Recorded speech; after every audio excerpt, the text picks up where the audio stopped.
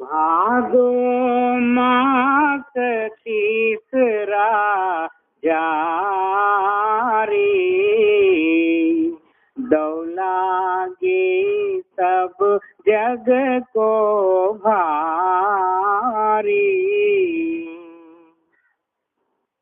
పరమసంత సద్గురు స్వామీజీ మహారాజు గారి వాక్యం.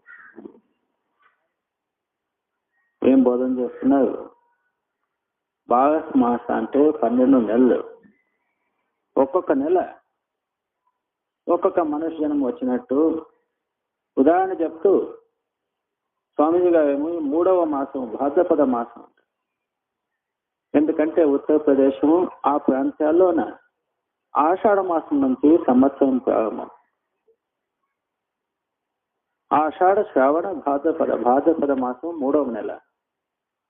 ఇంకా పంజాబ్లో ఇట్లా దక్షిణ దేశంలోన చైత్ర మాసం నుంచి ప్రారంభమవుతుంది. అక్కడ ఉత్తర భారతంలో ఉత్తరప్రదేశ్ అక్కడంతా ఆషాఢ మాసం నుంచి ప్రారంభం.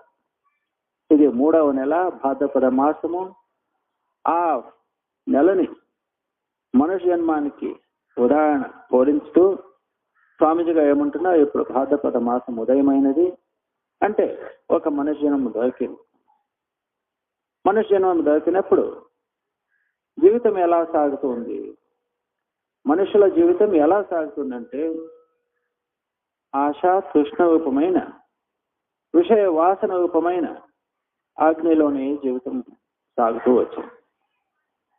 ప్రతి ఒక్క హృదయంలోనూ కావాలి ప్రాప్తి చేసుకోవాలి, నింపుకోవాలి, సంపాదన చేయాలి, కూడబెట్టుకోవాలి. ఇంట్లోన సంసారానికి, కుటుంబానికి, వంశ పారంపర్యానికి నేను ఆస్తి చేసి పెట్టాలి అనే ఆశ, తృష్ణ. దానికి అంత్యమే లేదు. ఎవరు నాకు చాలు అని చెప్పు, ప్రతి ఒక్కరు నాకు కావాలి అనేదే మాట. ఇది కావాలి ఎంతవరకు? అది ఆశ అనేది తీరుదు. మనమవే మాయామవే మరమర జాయశరు ఆశ తృష్ణ నామవే. శరీరాలు ఎన్నోసార్లు చనిపోయారు, మనస్సు చనిపోయింది, మాయా చనిపోయింది. కానీ ఆశ మాత్రం ఇంతవరకు చనిపోలేదు. అది జీవితంగా ప్రతి ఒక్కరిలోనూ ఇలా పనిచేస్తుంది. ఆశ అనేది తీరుదు. అలాగే విషయ భోగాదులు కూడా ఇదే అగ్నిలోనే ప్రతి ఒక్క జీవులు కాల్చుకొని జీవితం చేస్తూ ఉన్నారు. ఎవరికి శాంతి అనేదే లేదు. ఎంతవరకు ఆశ అంటే ప్రాణం పోయినా కానీ ఆశ మాత్రం మొదలదు. ఎక్కడ ఆశ ఉన్నదో జహా ఆశ తహా బాస. ఏ ఆశ పెట్టుకొని ప్రాణం మొదలు పెడతామో అక్కడ మళ్ళీ పుట్టాల్సి వస్తుంది.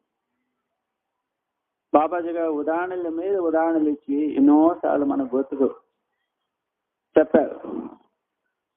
భర్తృ అని ఒక మహాన్ రాజుడు, పెద్ద రాజుడు, ప్రసిద్ధమైన రాజుడు తన సర్వస్వాన్ని త్యాగం చేసి పరమాత్మని ధ్యానం చేయాలని అడవిలోనే ఏకాంతంగా కూర్చొని, ఎందుకంటే సంసారంలో ఉంటే, ప్రపంచంలో ఉంటే పరమాత్మ చెంత జరుగుదు అని తీర్మానం చేసి అడవిలోనే ఏకాంతంగా కూర్చొని ఎల్లప్పుడూ పరమాత్మని చింత చేసేవాడు.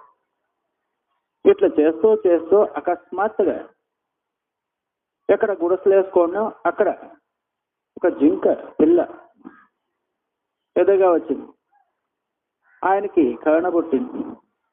ఇంత చిన్న జింక పిల్ల, అనాథమైన ఇదొక పశువు, దీనికి సహాయం చేయాలని అక్కడక్కడ మేత గడ్డి కోసుకొచ్చి దానికి తినిపించాడు.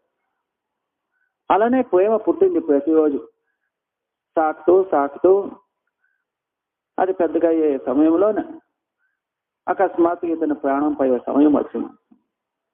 అప్పుడు అనుకుంటాడు, దీని గతి ఎట్లు? ప్రతిరోజు నేను దీన్ని సాకి సలుగుతూ ఉన్నాను, ఇంకా నా ప్రాణం పోయాక దీని గతి ఏమీ అని ఆ సమయంలో నా ఆలోచన వచ్చి చూడు. సర్వస్వము త్యాగం చేసి అడవిలోన కూర్చొని ధ్యానం చేసే సమయంలోన అంత్య సమయంలోన ఇట్లా ఆశ పుట్టింది. ఆశ పుట్టి ముందుకు అదే జన్మలో పుట్టాల్సి వచ్చింది. ఏ దాన్ని వద్దు అనుకున్నాడో సర్వస్వము త్యాగం చేసినా కానీ అంత్య సమయంలోనే ఆశ పుట్టింది కాబట్టి అదే జన్మలోనే మళ్ళీ పుట్టాల్సి వస్తుంది. అందుకే జడబడి అన్నారు. ఇట్లు అంత్య సమయంలో అంత్యమత సోగత అన్నారు. తపాసో తప అంతమత సోగత. ఎంత తపశ్చర్య చేసినా ఎంత జపతపాదులు చేసినా కానీ అంత్య సమయంలో ఏ ఆశలు పెట్టుకొని మనము శవం మొదలు పెడతామో అదే ఆశలు పూర్తి చేసుకోవడానికి మళ్ళీ పుట్టాల్సి వస్తుంది. జహా ఆశ తహా భాష. ఎక్కడ ఆశ ఉన్నదో అక్కడే పుట్టాలి. ఇప్పుడు మనం విచారం చేసి చూడాలి, మన మనసులోనే ఎన్ని ఆశలు పెట్టుకున్నాము. సంత మహాత్ములు మనకి ఏమి చెప్పించారు పాఠము? ఆశతో ఏక సత్యనామకి దూజి ఆశ నివాసం. మీరు ఆశ పెట్టుకునేదైతే ఒక సతనామం ఆశ పెట్టుకోండి, దానిలోనే జీవితం చేయండి, దానిలోనే జన్మం పోండి. ఈ జన్మమంతా నామస్మరణ చేస్తూ మరణించే సమయంలో కూడా ఆ నామం స్మరణతోనే చనిపోతే నామంలో ఐక్యమై ఉద్ధారం అయిపోతాం. కానీ మన మనసు ఎలా ఉన్నది? నామంలో ఆశ పెట్టుకున్నామా, జగత్తులో ఆశ పెట్టుకున్నామా అని పరీక్ష చేసి చూసుకుంటే ఇక్కడ ఇంతమంది కలిసి కూర్చున్నాము. ఎవరి హృదయంలో నామం ఆశ ఉన్నది మనమే వెతుక్కోవాలి. ఇట్లు జగజ్జీవులు ఆశా తృష్ణ విషయ భోగాది రూపమైన అగ్నిలోన కాల్చుకొని జీవితం చేస్తున్నారు. तीन ताप का बड़ा पसारा, एक एक जीव घेर कर मारा. మూడు తాపాలు, మూడు అగ్నిలు అన్నారు. దానికి సామాన్యంగా మనము తాపత్రయాలు అని చెప్పేస్తాం. ఆ తాపత్రయాలు ప్రపంచంలో ఉండే కష్టాలన్నిటికీ ఒకే మాట తాపత్రయం అంటారు. తాపత్రయం అంటే మూడు తాపాలు: ఆధ్యాత్మిక, ఆది భౌతిక, ఆది దైవిక. మన శరీరంలో వచ్చేటువంటి కాయిలాలు మరి బయట ఎక్కువ వానలు కానీ, ఎక్కువ గాలి కానీ, ఎక్కువ ఎండ కానీ, ఎక్కువ చలి కానీ, అటువంటి బయట నుంచి వచ్చేటువంటి కష్టాలు అనుకో. ఇంకొకటి భూత ప్రేతాదులు, మానసిక కాయిలాలు, ఇవన్నీ తాపత్రయాలే. ఇట్లా ప్రతి ఒక్కరిలోనూ ఏదైనా ఒక తాపత్రయం ఉండే ఉంటుంది. ఏదైనా బాధ, ఏదైనా చింత, ఏదైనా ఆలోచనలు జరుగుతూనే ఉంటాయి. భావి నొప్పిలు ప్రచండమైనవి. काम क्रोध मद लोभ सतावे, माया ममता आग लगावे. ఈ కాయలాలు తాపత్రయాలు ఒక పక్క అయితే, ఆశా తృష్ణ ఇంకొకటి అయితే, అది కాక ఇంకా ఎన్నో యావి కామ క్రోధ లోభ మోహ మాయా మమత అహంకారము, ఇవన్నీ ఒక బంధనమే బంధనం, లేక అగ్నియే అగ్ని. జీవులందరూ కాల్చుకొని పోతున్నాయి. ఎన్ని? ఒకటా, రెండా, మూడా? ఇట్లు జీవితము లేక మానవ జన్మము నష్టమైపోతూ ఉన్నది. काम जल जल जीव पड़े घबरावे, छूटने के कोई जुगत न पावे. ఎంతో మంది దీనిలోనే సుఖము ప్రాప్తి చేసుకోవాలని ఏదో చూస్తూ ఉంటారు. ఇటువంటి అగ్నిలోనే సుఖం ఉండడానికి సాధ్యమా? మహా అగ్ని కాల్చుకుంటూ కాల్చుకుంటూ మహా దుఃఖం అనుభవిస్తూ చాలా భయగ్రస్తులుగా అయిపోతారు. తొనలాడేటువంటి జీవనం, శాంతి అనేది లేదు. దీని నుంచి ఎక్కడైనా తప్పించుకొని వెళదామా అని చూస్తారు, దావినే లేదే. ఎంతో మంది భవించలేక దీని నుంచి ఏదైనా ఉపాయం ప్రాప్తి చేసుకోవాలని ఏమేమి ఉపాయాలు ఎదుగుతున్నారని స్వామిజీ గారు ముందుకు చెప్తారు. జీ. कोई कर्म कोई धर्म सम्हारे, कोई विद्या कोई जप तप धारे. ఇటువంటి కష్టం అనుభవించేప్పుడు మనం ఏవైనా పండితుల దగ్గర పెద్దవాళ్ళ దగ్గర వెళ్ళి అడిగితే వాళ్ళు ఏం చెప్తారు? ఇటువంటి పూజలు చేయండి, ఎటువంటి కర్మాదాలు చేయండి, మన ధర్మం ఇది, ధర్మం ఆచరణ చేయండి.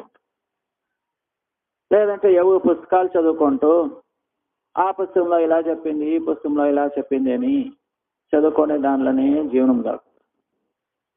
ఇంకా కొంతమంది ఎవరైనా తపశ్చర్య చేసిన వాళ్ళు సాధువుల దగ్గర, వేషధారుల దగ్గర వెళ్ళి ఏదైనా మంత్రం ఉపదేశం తీసుకోవడము, ఆ జపతపాదాలు చేసుకుంటూ దానిలోన ఈ బాధ, ఈ కష్టాలు నివారణార్థ కోసం ఇవన్నీ ఉపాయాలు వెతుకుతూ ఉంటారు.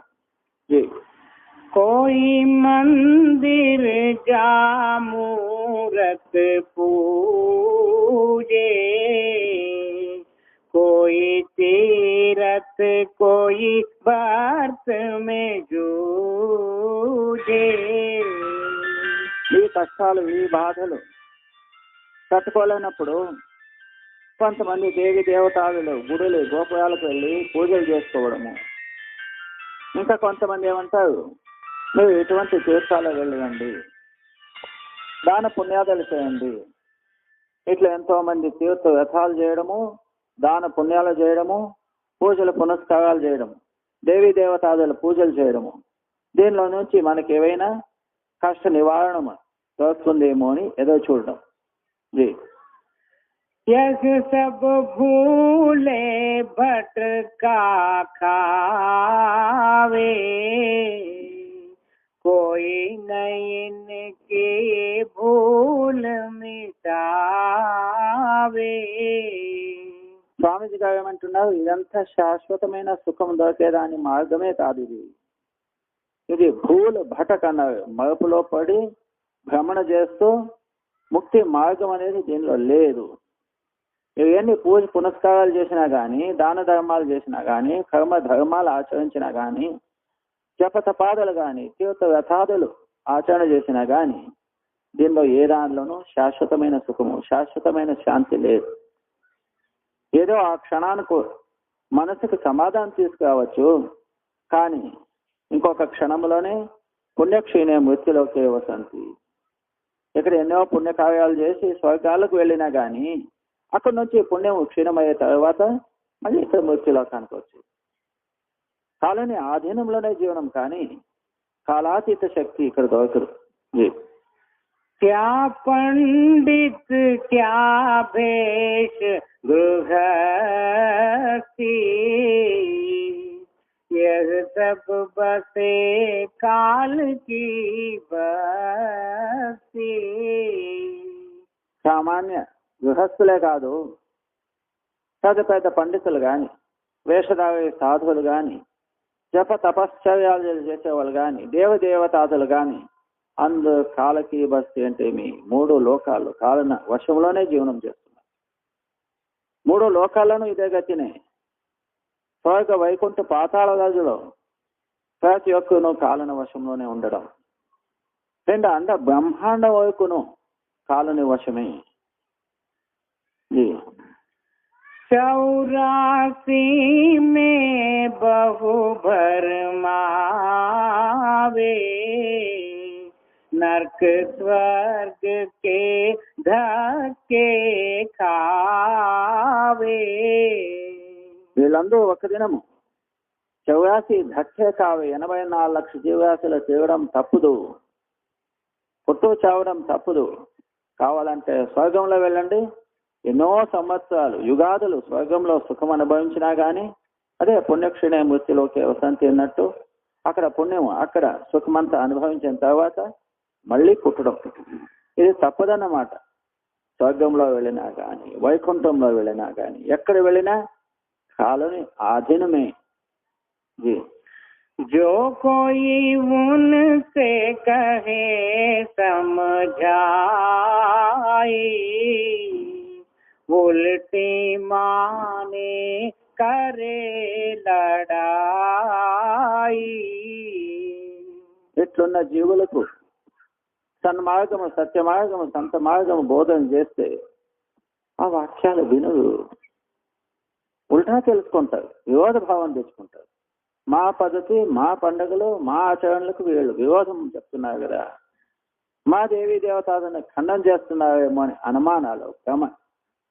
నిజంగా చూస్తే సంత మహాత్ముల సత్య వాక్యాల్ని జీవుల ఉద్ధారణ కోసం, జీవులో ఉండేటువంటి అజ్ఞానాన్ని తొలగించి సన్మార్గంలో తీసుకురావాలి, వీళ్లకు ముక్తి పథము, ముక్తి మార్గం చూపెట్టాలని వాళ్ళు ఎంతో ప్రయాసపడతారు. కానీ ప్రపంచంలో ఉండే జీవులు మన మతానికి విరోధం మాట్లాడుతున్నారు కానీ వాళ్ళు ఆ సంత మహాత్ముల వాక్యాన్ని నమ్మరు. कल जुग कर्म धर्म नहीं कोई, नाम बिना उद्धार न होई. సంత మహాత్ముల వాక్యం తీరా ఎంతమంది సత్సంగులు ఉన్నా కానీ ఇంకా పండుగలు వదిలిపెట్టు, జాతరలు వడబెట్టు, పశువులు వెళ్ళడం, దేవి దేవతాదుల పూజలు, ఇవన్నీ నిష్ప్రయోజమని తెలిసినా కానీ వదిలిపెట్టడం మహా కఠినం. ఇది ఎందుకంటే ఇది ఒక జడబుద్ధి, జడ జీవులు. వదిలిపెట్టాలంటే ఎలా వదిలిపెడతారు? సంత మతం అనేది మహా గొప్ప, మహాశ్రేష్టమైనది. దానిలోన సంత మతంలోన అతి ముఖ్యమేమి? సత్సంగము, సతనామము, స్మరణ. సద్గురువులు ఇచ్చినటువంటి నామస్మరణ చేయడం. దాన్ని వదిలిపెట్టి వేరే ఏమి కర్మ ధర్మాదులు చేసినా వృథా. ఇది కలియుగ కర్మ ధర్మ నహి కోయి. కలియుగంలో వేరే కర్మాదులు ధర్మాదులు ఏమీ పనిచేయవు. నామ బినా ఉద్ధారణ హోయన. జీవులు ఉద్ధారం కావాలంటే నామం ఒక్కటే మార్గం. నామాన్ని మర్చిపోయి మీరు ఏం ఉపాయాలు చేసినా వ్యర్థమే, వ్యర్థము, నిష్ప్రయోజనము. కలిమే కేవలం నామ ప్రధానం. మహనీయులందరూ ఇదే చెప్తారు. ఈ కలియుగంలో జీవులు ఉద్ధారం కావాలంటే పూర్ణ సద్గురువులు చెప్పినటువంటి, వాళ్ళు బోధన చేసినటువంటి సతనం మార్గం ఒక్కటే. ఇట్లున్నప్పటికీ ఇంకా అనుమానం ఎందుకు?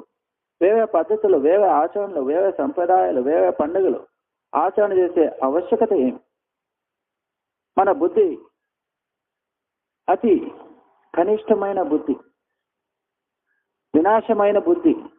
సంత మహాత్ములు ఇటువంటి సత్య వాక్యాలు చెప్తున్నా కానీ ఇంకా మనకు మనసులో బదలావణ కాలేదు, పరివర్తన కాలేదంటే ఎట్లు మనం అజ్ఞానంలో పడినామని మనమే పరీక్ష చేసి చూసుకోవాలి.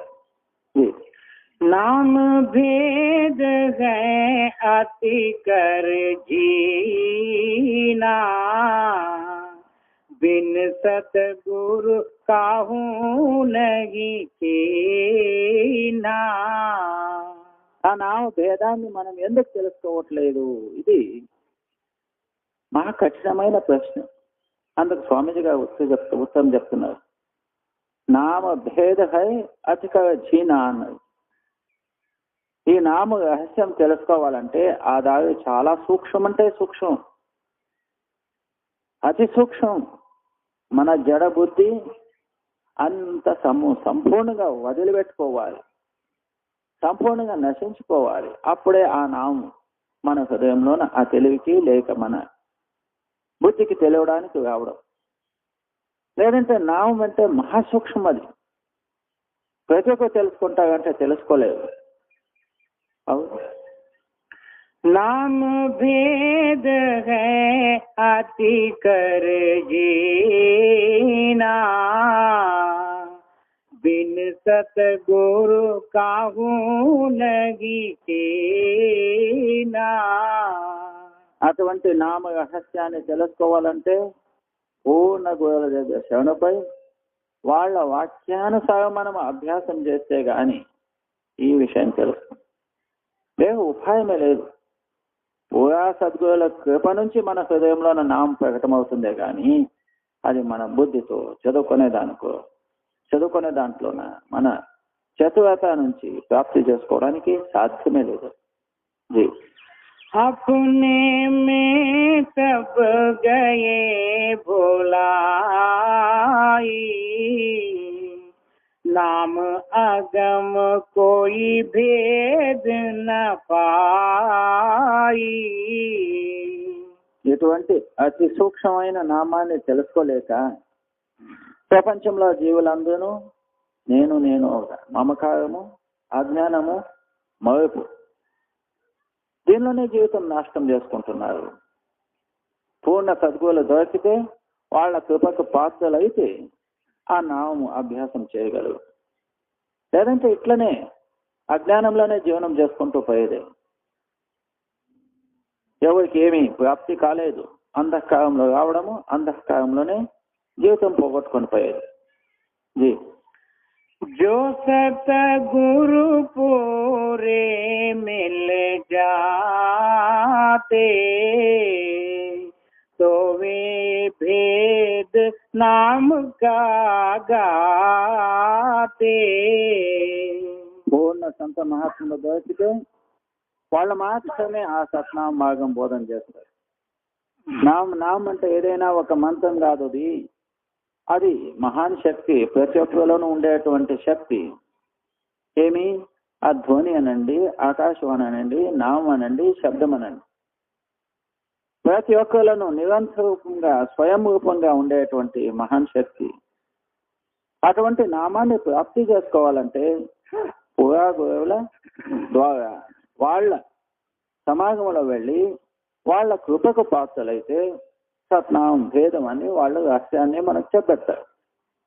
లేదంటే మనం ఎన్ని రోజులు సత్సంగం విన్నా కానీ నామం అంటే ఏమో, సత్సంగం అంటే ఏమో తెలుసుకోలేకపోతాం.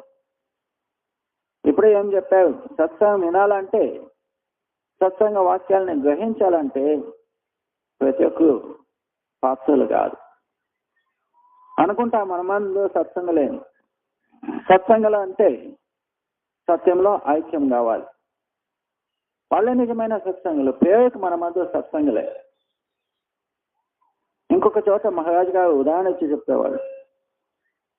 ఎంతో మంది సత్సంగంలో కూర్చుంటాము, మనమందు సత్సంగ వాక్యాలని చెవులో వేసుకుంటున్నామంటే ఒక చెవుల్లో వేసుకోవడం, ఇంకొక చెవులో వదిలిపెట్టడం.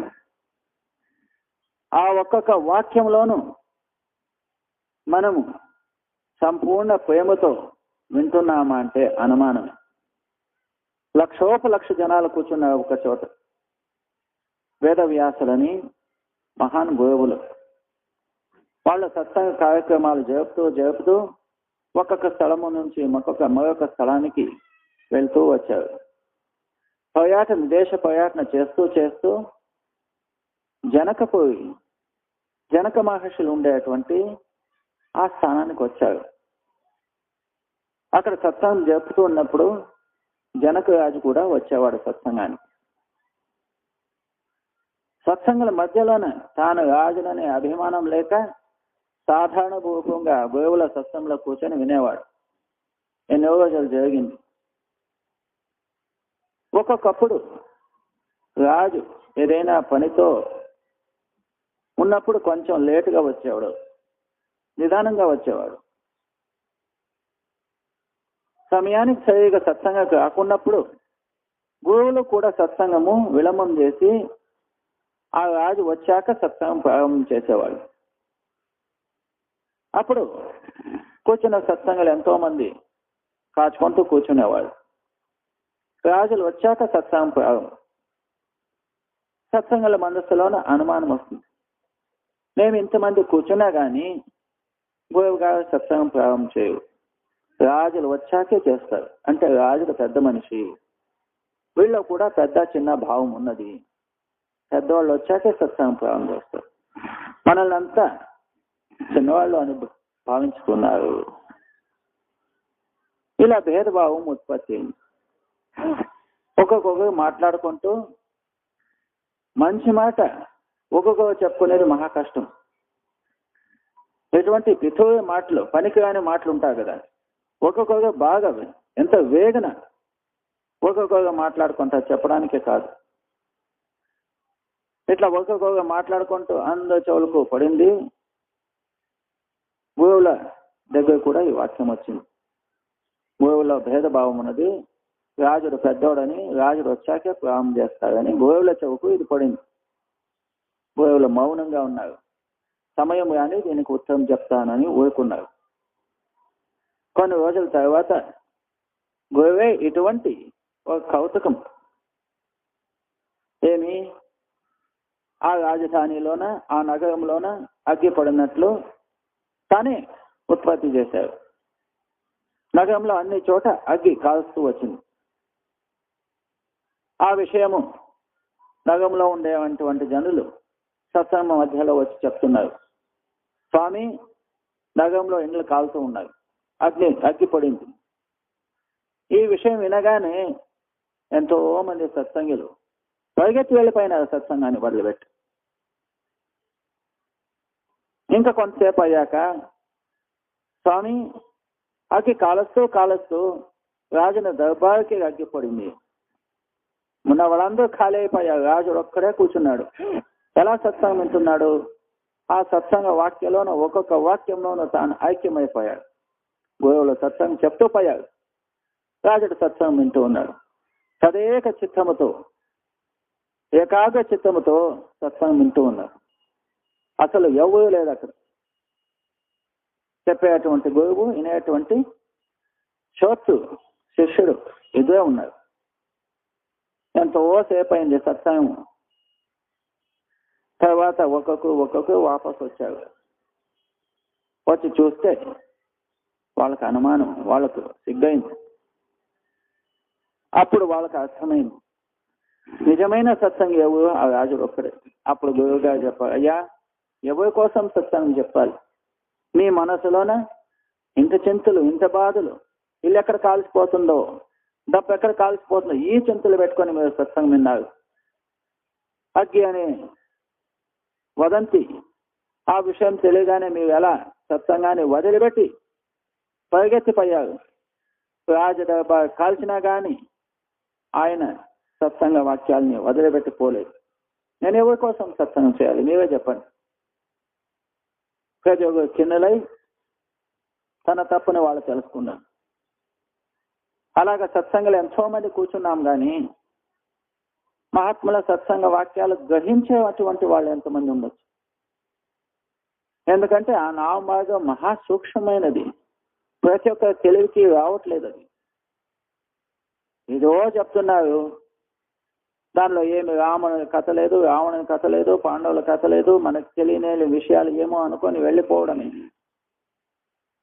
ఆ సత్సంగంలోన సత్య మార్గాన్ని గ్రహించేటువంటి వాళ్ళు ఎవరో ఒక్కొక్కరు ఉంటారు. వాళ్ళ కోసమే సత్సంగం. స్వామీజీ గారు ఏమంటున్నారు? అటువంటి వాళ్ళకి నేను ఈ బోధన చేస్తున్నాను. जो सतगुरु पूरे मिल जाते तो वे भेद नाम का गाते। जी नाम रहे चौथे पद माही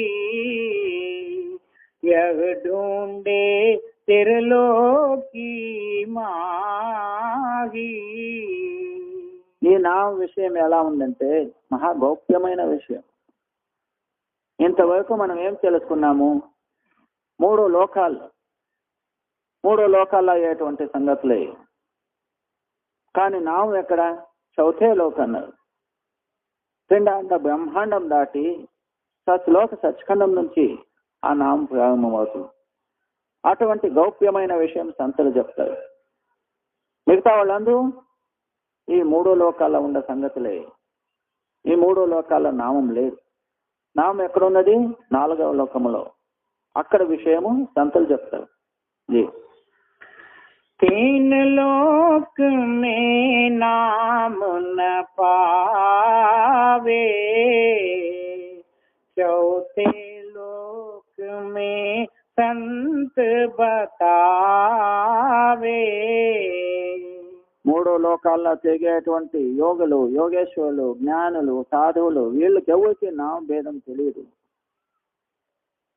నామభేదం తెలిసినటువంటి వాళ్ళు ఎవరు? చౌథా లోకం, 4వ లోకము అందుకున్న వాళ్ళు సంతులు, ఆ సత్యనామంలో ఐక్యమైనటువంటి వాళ్ళు. వాళ్ళే మనకు నామభేదాన్ని తెలపగలరు. మూడో లోకాల నుంచి వచ్చిన వాళ్ళు ఎవరు నామభేదాన్ని తెలపడానికి సాధ్యం లేదు అన్నారు. జీ 3 लोक में बसता काल, चौथे में रहे नाम दयाल. మూడో లోకాలు కాలని ఆధీనంలోనే ఉన్నవి. పిండాండ బ్రహ్మాండం వరకు కాలశక్తిని. 4వ లోకము సత్లోకం, సచ్ఖండం. అక్కడ కాలుడు వెళ్ళడానికి అనుమతి లేదు. అక్కడ దయాళ శక్తి, దయాళ లోకం, దయాళ పురుషుడు అక్కడ వాసం. ఎంతవరకు మనం 3 లోకాలు దాటి సతనామ ఆధారం నుంచి 4వ లోకం అందుకున్నప్పుడే ముక్తి. అంతవరకు కాల నిర్దేశమే అనుకోండి. सोई नाम संतन से पावे, बिना संत नहीं नाम समावे. ఎవరు 4వ దేశం నుంచి వచ్చినటువంటి సంత మహాత్ములు ఉన్నారో వాళ్ళ నుంచినే నామభేదం తెలుసుకోవాలి. కానీ మిగతా వాళ్ళ నామ విషయం చెప్పేది అలా సాధ్యమే లేదు. కన పుక్క గోహద్దక బేహద్దక ఆవు అన్నారు. ఎవరో చెవులోన మంత్రాలు చెప్పి ఇది మీరు జపం చేస్తూ పోండి అని చెప్తాం. ఎంత జపాలు చేసినా కానీ 3 లోకాలు వదిలిపెట్టి 4వ లోకం అందుకోవాలంటే సాధ్యం లేదు. బేహద్దక ఆవు అన్నారు. ఏ హద్దు లేదు, ఏమీ కాలని హద్దు దాటి ఆ దయాళ దేశంలో తలపిన వాళ్ళు అక్కడ ఐక్యమైన సద్గురు దొరికితే ఆ నామార్గం దొరుకుతుంది. अब मार्ग का भेद बताऊं, आँख खुले तो भेद लखाऊं. ఇంతవరకు స్వామిజీ గారు నామ విషయం చెప్పి ఇప్పుడు నామ భేదం, నామ రహస్యము, లోపల నామము జీవులను ఎలా రక్షించుతుంది, ఎలా 4వ దేశానికి తీసుకువెళ్తుంది అని బోధన చేస్తారు. కానీ ఈ విషయం తెలుసుకునేటువంటి పురుషులు ఎవరు అంటే సద్గురుల వాక్యానుసారం ప్రతిరోజు అభ్యాసం చేస్తూ 3వ కన్ను ఉంటారు. దానికి ఏమి తీసుకురాతిల్లంట లేదు. అంతరి నేత్రం, హృదయ నేత్రం, జ్ఞాన నేత్రం, శివనేత్రం, 2 కన్నుల మధ్య భాగమున శివనేత్రం అంట, భూమధ్య స్థానం అంట. ఆ కళ్ళు ఎవరు తెరిచారో వాళ్లకు సంతుల సతనామం అనేది ఏమేమి తెలియకొస్తాం. ఇప్పుడు మనము బుద్ధి నుంచి తెలుసుకుంటూ ఉన్నాం నామం అంటే ఏమి. 5 స్థానాలు, 5 భేదాలు, 5 వాక్యాలు లేదా 5 శబ్దాలు అంటారు. ఇప్పుడు మనమందు తెలుసుకున్నాం ఎలా? బుద్ధి ద్వారా. ఎవరు అంతర్య నేత్రం తెలిసిందో వాళ్ళు అనుభవ రూపంగా తెలుసుకోగలరు. पहले सूर का नैन जमावे, घेर फेर घट भीतर लावे. ఆ నామాన్ని తెలుసుకోవాలంటే, నామ సాధన చేయాలంటే మొట్టమొదటి ఏం చేయాలంటే ఆ భూమధ్య స్థానమున మనసుని సంపూర్ణంగా నిలబెట్టుకోవాలి. చిత్తం ఏకాగ్రత కావాలి. ఏకాగ్ర చిత్తం ఉంటుంది. ఇప్పుడు మన చిత్తం ఎలా ఉందంటే ఎల్లప్పుడూ నవద్వారంలో వెళ్తూ ఉంటుంది. కింద ద్వారాలు, కింద పరిగెత్తిపోయేటువంటి చిత్తాన్ని భూమధ్య స్థానంలో తీసుకురావాలి. నవద ఠాకే ధావత్ రహాయే.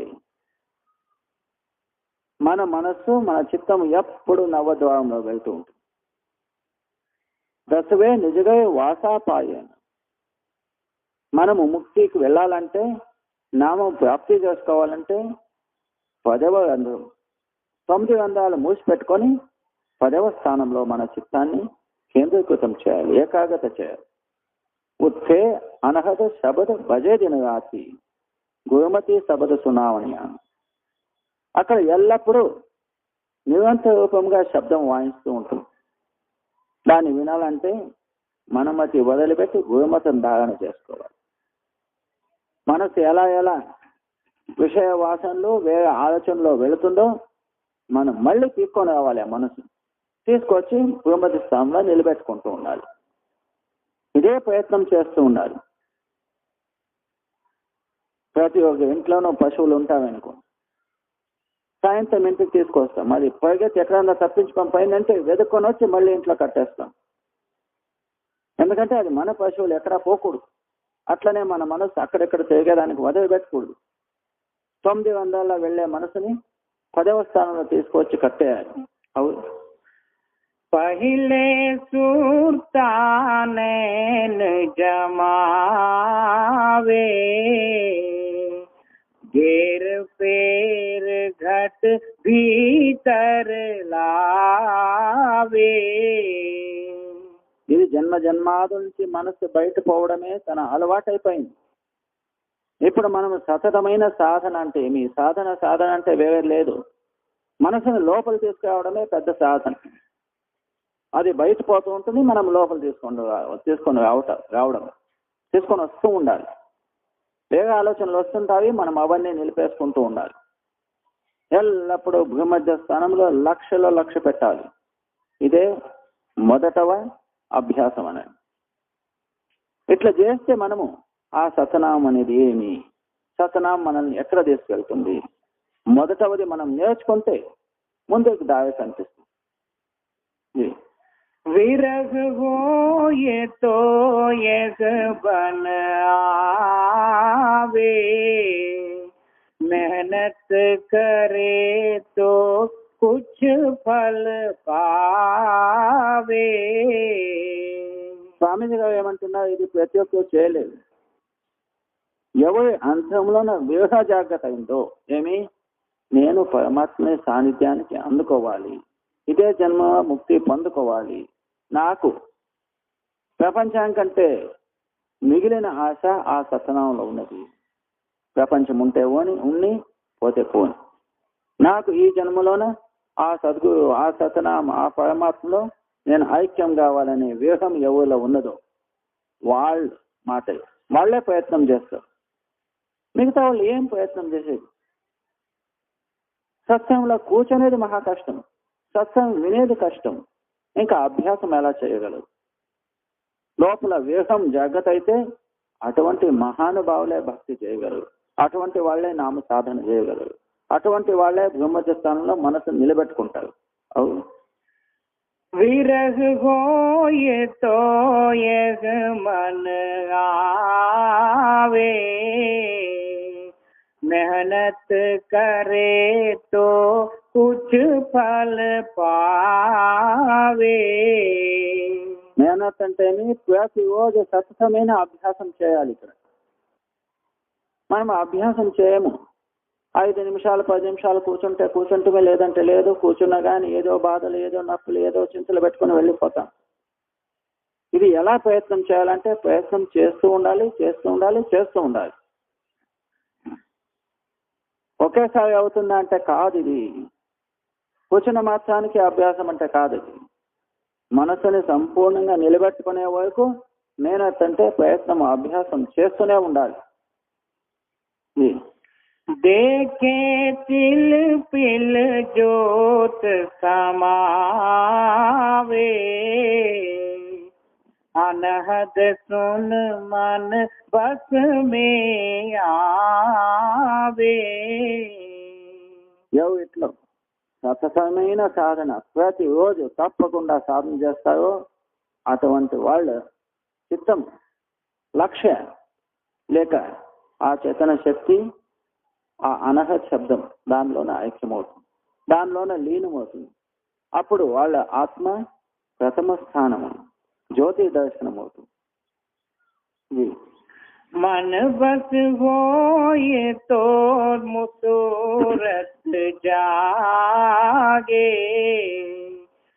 निरख आकाश आत्मा पागे. అనహత్ శబ్దం వింటూ వింటూ మనస్సు సంపూర్ణంగా వశమైపోతుంది. మనస్సు వశం ఎలా అవుతుంది? ఆ నాములోన లీనమైపోతుంది.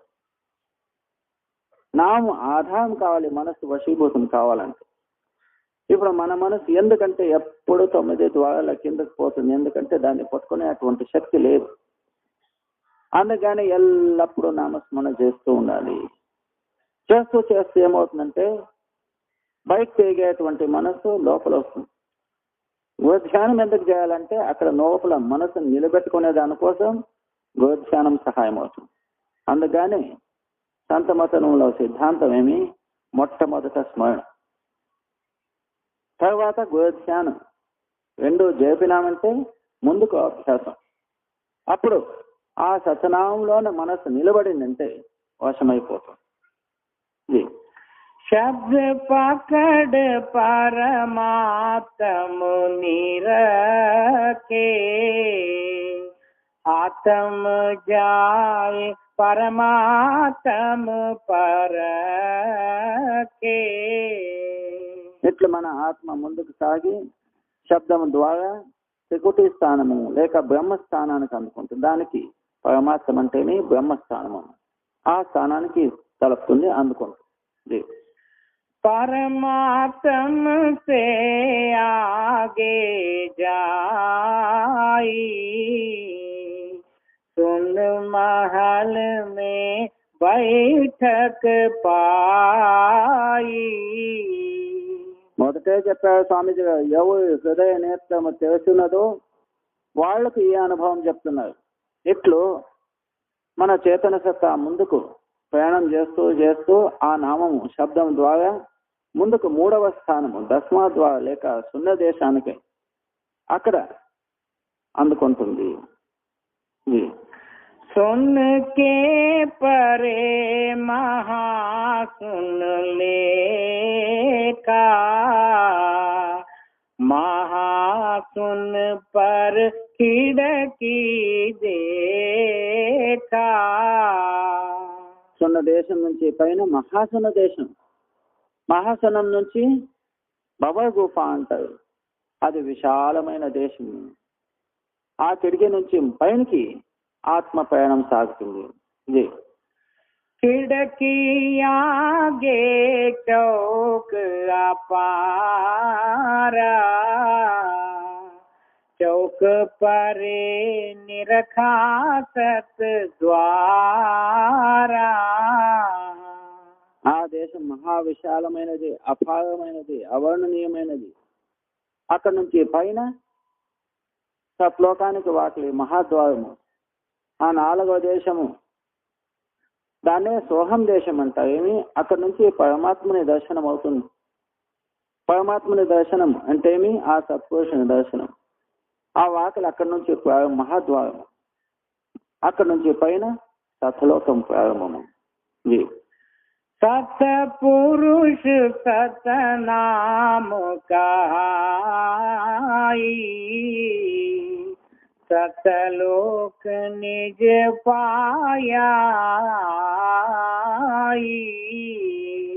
దాన్నే సత్లోకం అనండి లేక సత్నామం అనండి. అక్కడ సత్పురుషుని వాసస్థానం. यह मार्ग संतन ने भाषा, वेद प्रगट कुछ गोय न राखा. ఆ సత్లోక విషయం ఎవరు చెప్పలేరు. ఎవరు అక్కడి నుంచి వచ్చిన మహానుభావులు, సంతులు, సంత మహాత్ములను వాళ్ళకే ఈ విషయం తెలుసు. వాళ్లే జీవుల్ని ఆ దేశానికి తీసుకువెళ్ళగలరు. ఇట్లా స్వామీజీ గారు ఏమంటున్నారు, నేను ఈ అంతరి విషయాన్ని ఏమి గోప్ అంటే ఏమి రహస్యం పెట్టలేక సంపూర్ణంగా మీకు సంపూర్ణంగా తెలిసి చెప్పాను. దీనిలో ఏమి రహస్యం లేక మీకు తెలివలకు వచ్చేట్లు, మీకు తెలివి వచ్చినట్టు నేను చెప్పినాను. लोक वेद बस जो जीव होई, परतीत न लावे कोई. ఇటువంటి రహస్యమైన విషయాన్ని ప్రపంచంలో ఉండే జీవులు వేదాదులు చదువుకొని వేదాల్లో చిక్కేసుకున్న వాళ్ళ జీవులు వాళ్ళ నమ్ములు, వాళ్ళ అభ్యాసం చేయరు. వాళ్ళు ఏమనుకుంటారు? స్వర్గ వైకుంఠమే దేవుని దేశం అనుకుంటారు. అది కాలుని దేశం. ఆ వేదాల్లో చిక్కేసుకున్న జీవులు వీళ్ళు ఒప్పుకోరు. ఎవరు సంపూర్ణంగా సద్గురుల శరణపోతారు వాళ్ళకే ఈ విషయం ఇది.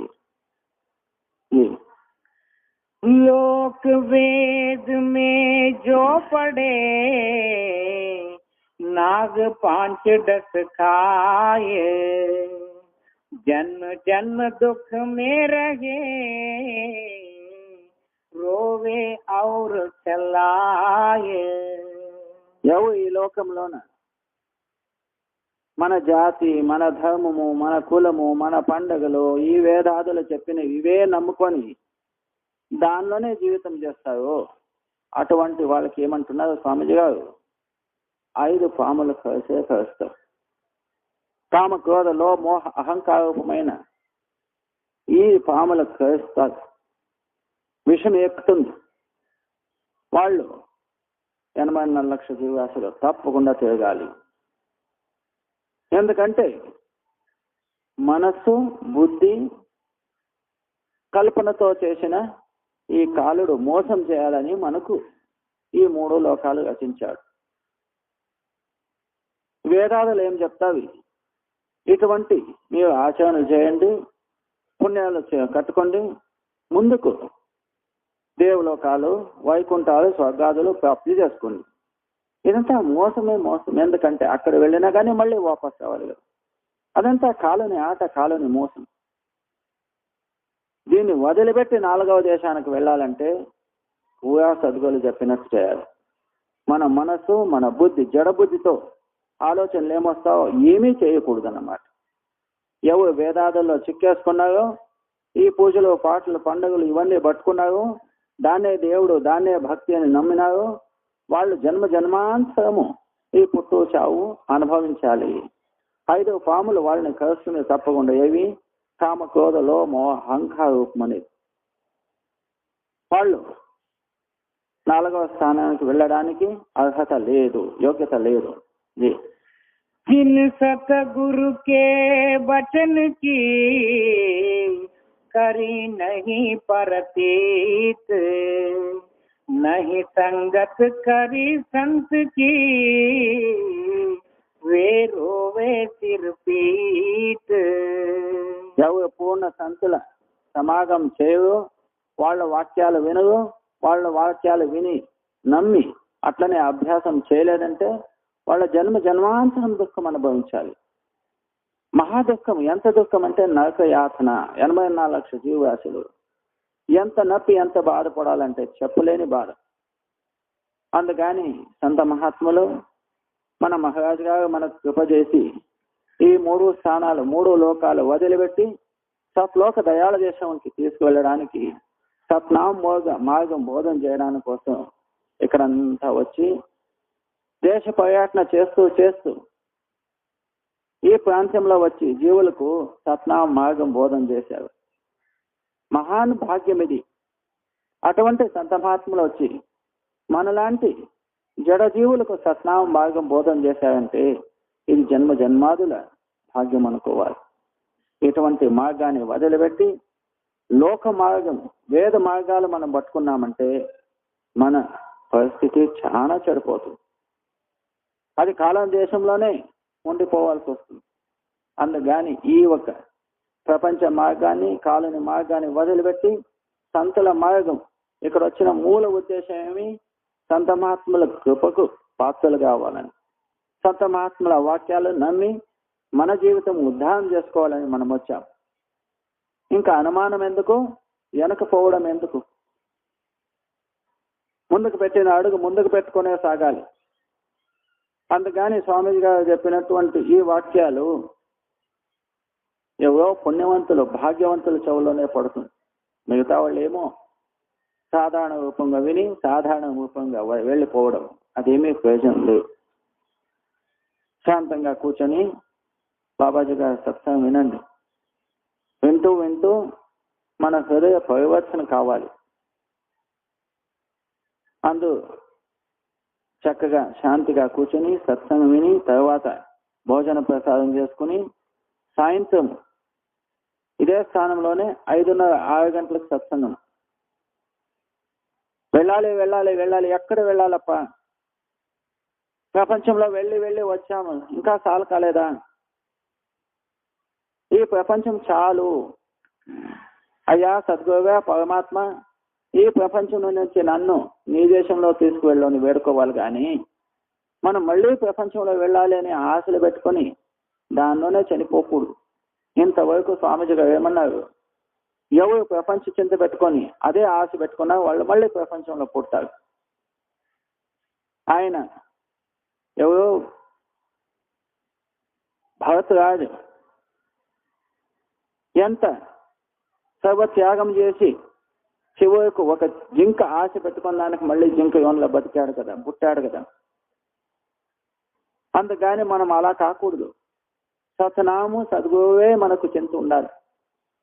అట్లా కావాలంటే మనం ఊళ్ళో దేశము ప్రదేశము లేక ఇండ్లు కుటుంబం అన్నీ మర్చిపోవాలి. ఈ సమయంలో భర్తరాజులా కాకూడదు. సద్గురువులు ఏం చెప్పారో దాన్ని గుర్తుపెట్టుకుంటూ జీవనం చేయాలి.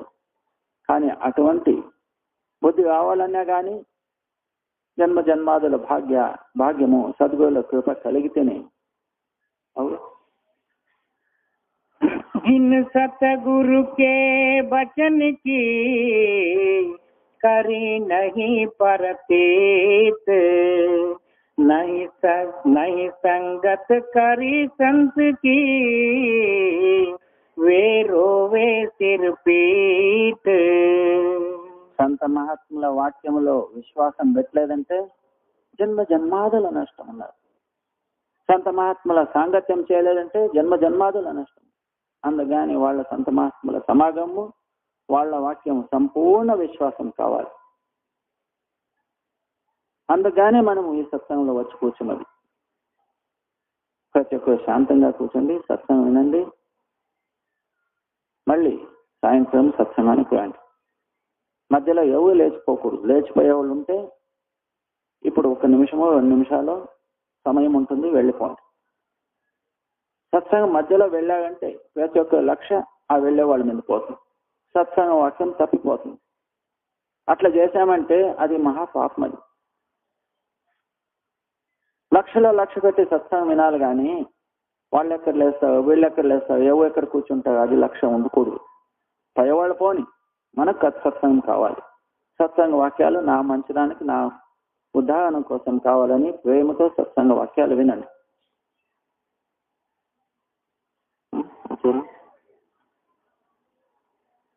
రాధా